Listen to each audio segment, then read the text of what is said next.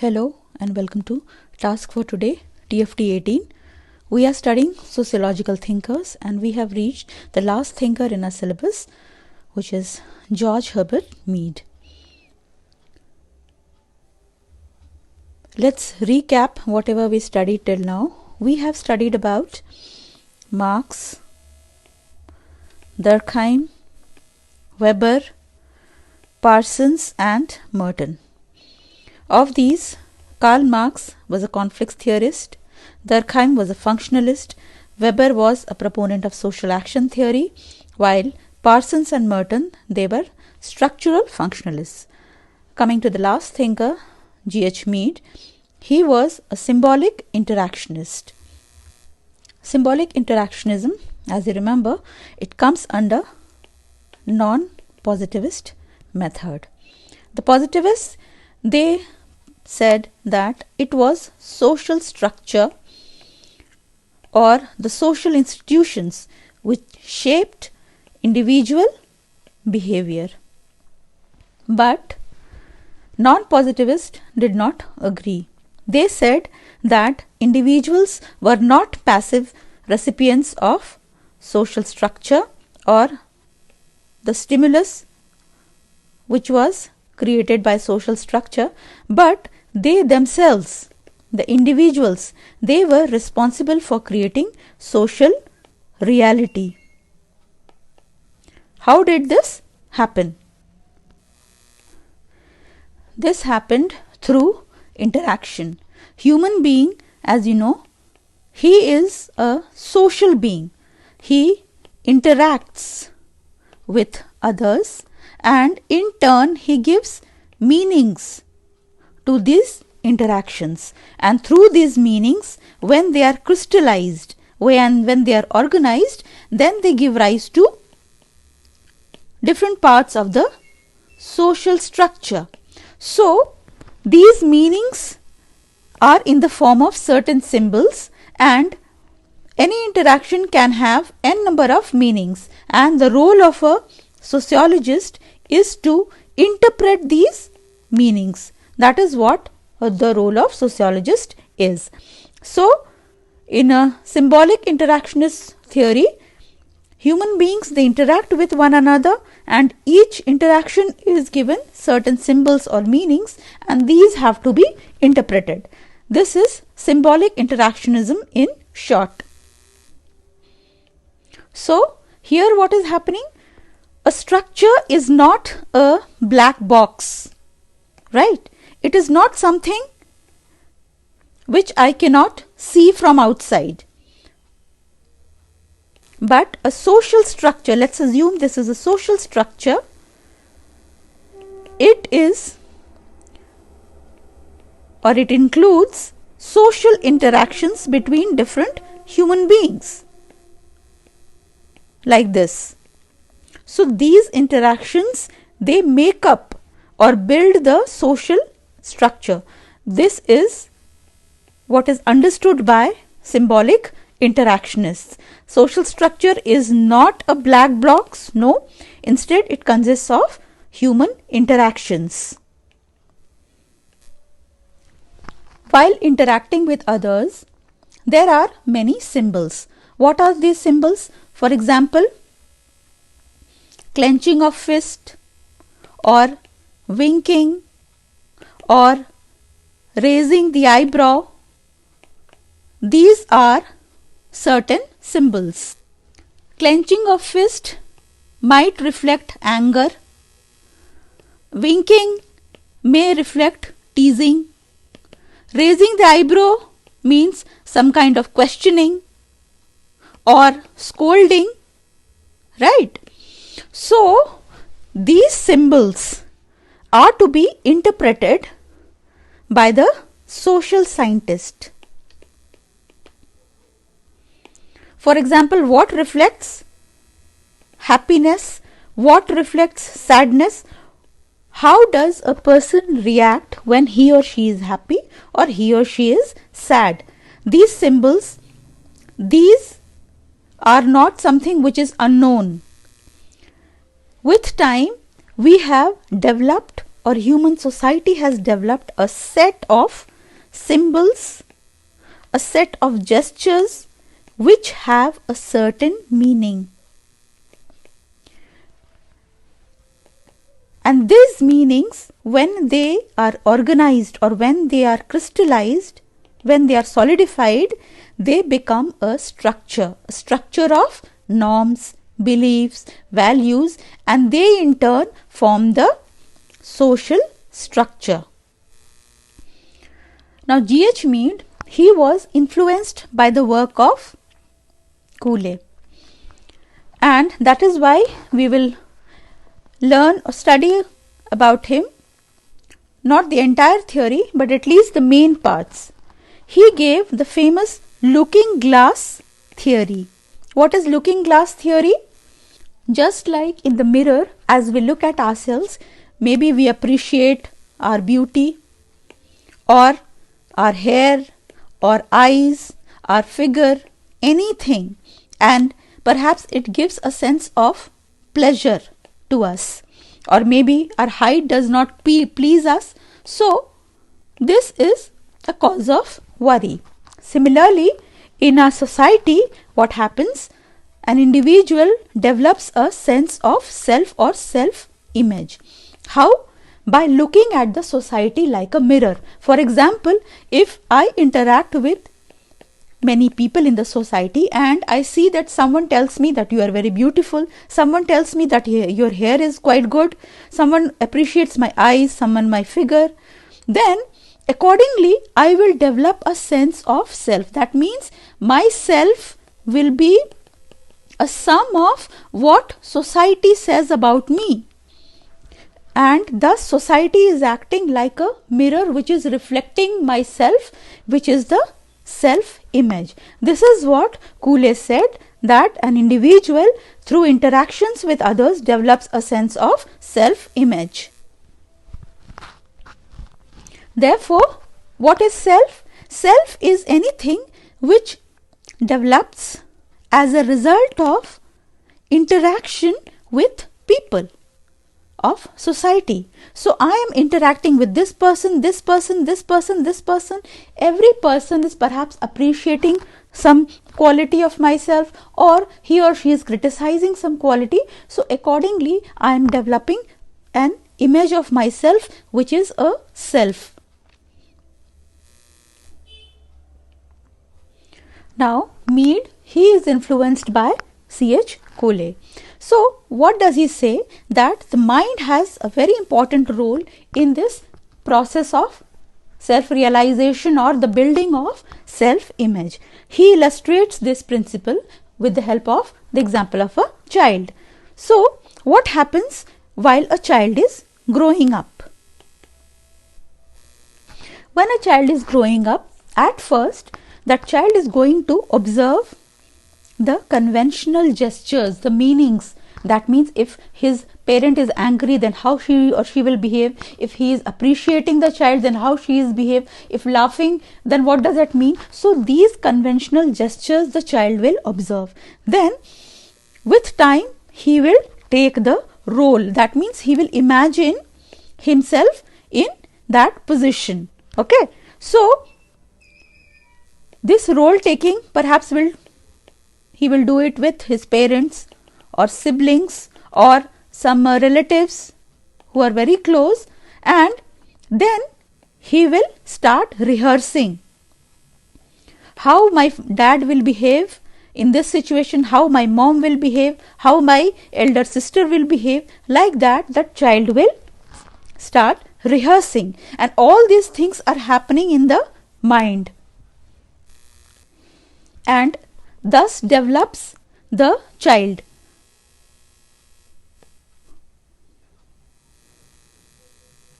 You can also call this process socialization. Okay. So Mead was influenced by Cooley's theory of socialization or his studies, and he applied it to his theory of symbolic interactionism. He gave two kinds of gestures.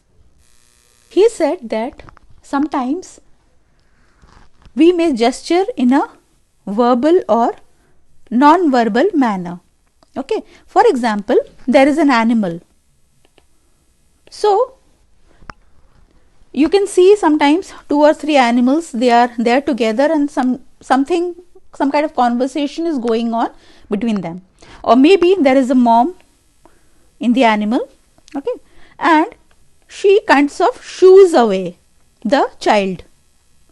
Then the child animal understands or maybe is afraid and runs away. This is a non-verbal gesture. So a gesture may be non-verbal or verbal. Human beings,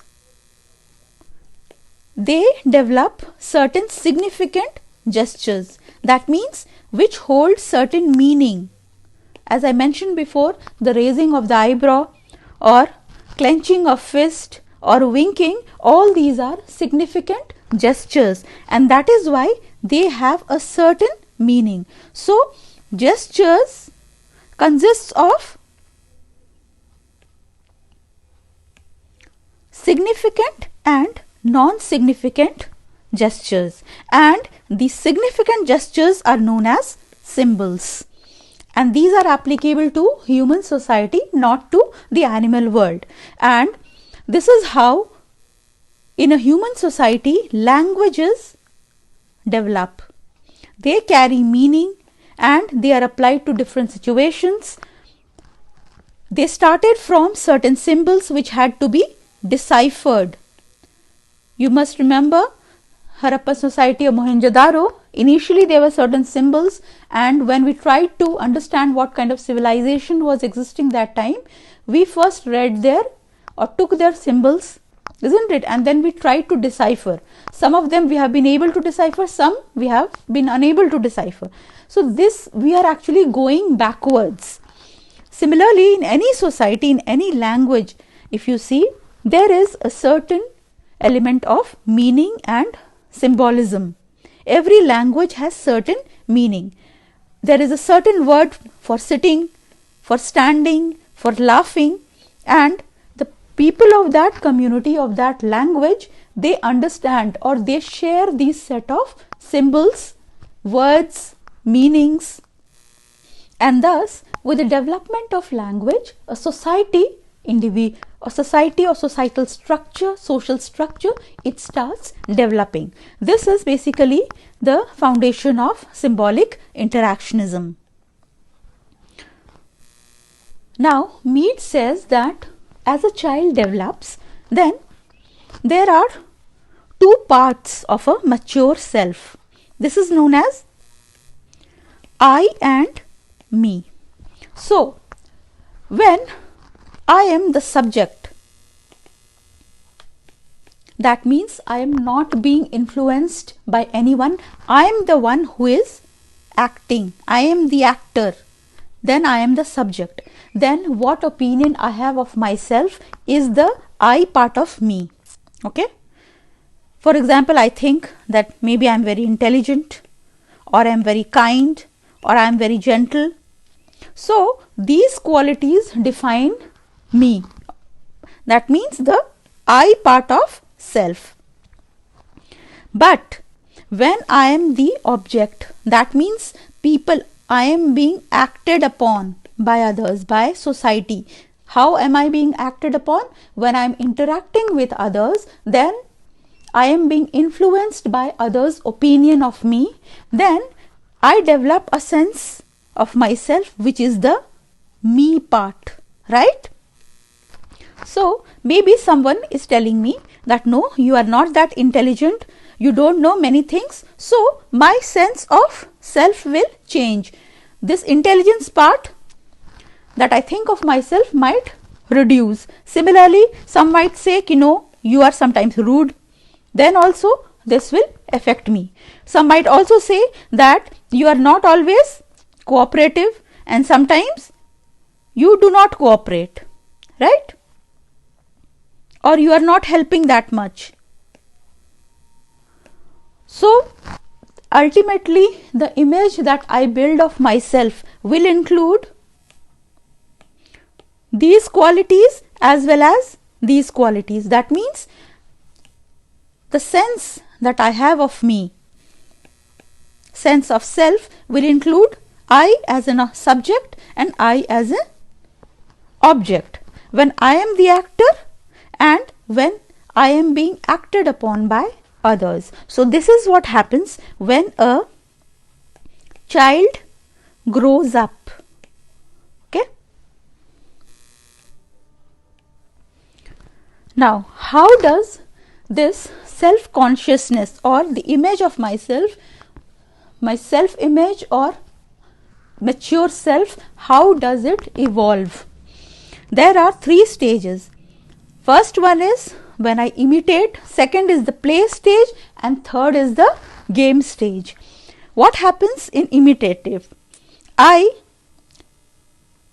observe the other person's actions and I simply imitate. So, in the imitative stage, what happens?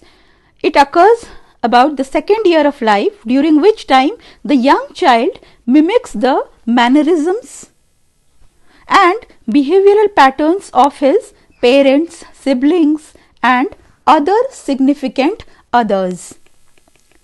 These people who are close to the child, who are in regular interaction with the child during his initial years, those are significant others, and the child, what he does, he simply imitates how they are acting, how they are laughing, how they are talking. He does not understand anything, but he is simply imitating. In the second stage, which is the play stage, what happens?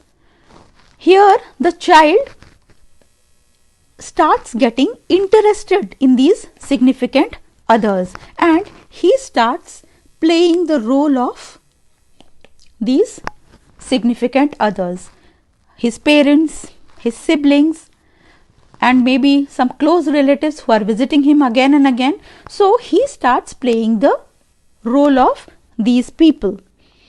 And the final stage of self-consciousness, this is the time when he has become mature, and this is finally the time to be on the stage. That is the game stage. Here what happens? He can play many roles at a time. Okay, and he can take the roles of others, not one, not two, but of many people at a time. What is this role taking? This role taking happens when an individual is able to mentally perceive, understand and employ the symbolic meanings of his own gestures and those of others. That means he understands how he has to behave in a certain situation, whether it is formal or informal, and with different people, for example, with an authority how he should behave, with friends how he should behave. So he can switch between these different roles immediately. He is that much mature. This is the final stage, and he has reached the final stage of maturity, because now the I plus me has totally been internalized in the self of that child. He is no more a child, he has become an adult. Right? So this is the process of evolution of self-consciousness. The significant others that we mentioned, this is, let's say, the child. He is perhaps interacting with his parents, with his siblings, and some people who are very close kin. These form the significant others. Now, what happens as a result of the evolution of self-consciousness? A concept of generalized other develops. Generalized other is also known as social self. The final mature self which is produced as a result of his interaction with others, that self is the social self. It is a rational self and it is dynamic and changing. With every interaction, it changes. And this generalized other it helps him connect with the society. Okay, because now he is a subject as well as he is the object, and this me he has developed because of his interaction with society. So he knows what is expected of him, which norms and values he should follow, what kind of beliefs he should inculcate in his life, and what norms are governed in particular social structures or forms of social structure. So he is better able to relate with the society. He does not have a simple I, which is his part of self when he is the subject. No, he knows that what happens when he is the object or when he is acted upon by society. He knows what is expected of him. So, through this generalized other, through his new self, you should say, he is able to relate to society, and thus he is able to connect to the social structure. Now what happens? Suppose there is a person P1. He has a certain notion of generalized structure or generalized other. There is a person P2. He also has a certain generalized other. Then there is P3. They also have certain generalized other. So what happens? The community, this is growing. Okay, this is growing, and they together they will form the larger community or society, and every person is agreeing about the norms to be followed. Okay, so what is happening? This is P1's generalized other, this is P2's generalized other, this is P3's generalized other. That means P1 knows that he should follow the principle of, let's say, honesty, integrity, truthfulness, non-violence. Let's say P2 has also over time understood the importance of these qualities. Similarly, P3 has also understood that yes, these are important, and what happens? These will help in the expansion of the community. Now there is the community or society does not include one person, but gradually it is expanding because more people are coming together with similar values, right? These values or the values which are favored by these individuals or the generalized other of these individuals, they will come together and they will build the value system, norms of social structure. So now you can see how individuals or individual action, individual interaction is helping in the formation of the value system of social structure.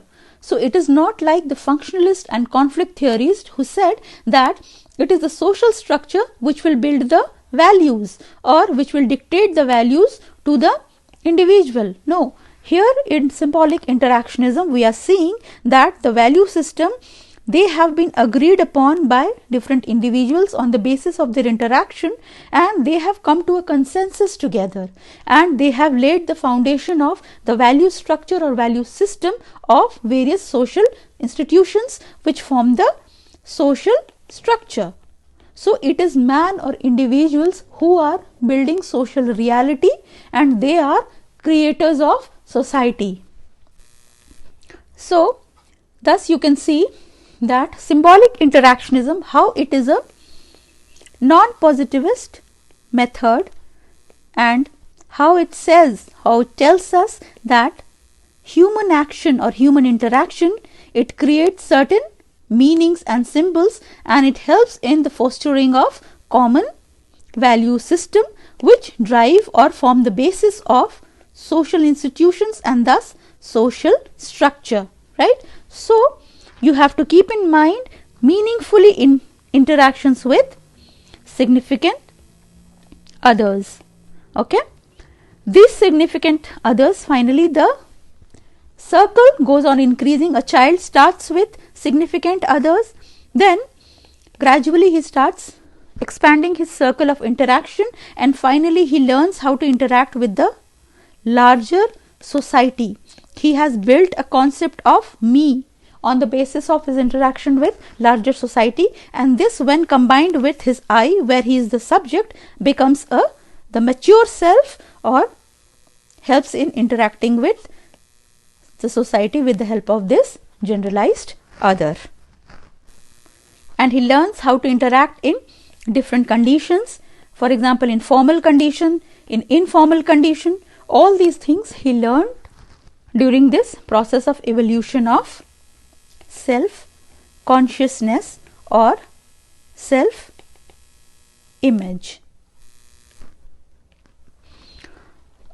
So we have completed the thinkers portion, and you will have to read Blue Haralambous chapter on sociological theory, G.H. Mead, and you can also supplement your readings with Ritzer. There is a chapter on symbolic interactionist. Cover only the part which includes G.H. Mead. Don't go into much detail, and this will help you in strengthening your basics. So please keep on revising whatever we have read, especially the thinkers portion. Read them once again, and in the next TFT we will start with paper 2 thinkers. There are 3 thinkers and we will read them. First one is G.S. Ghurve, M.N. Srinivas and A.R. Desai. That's all for today. Have a great day. All the best.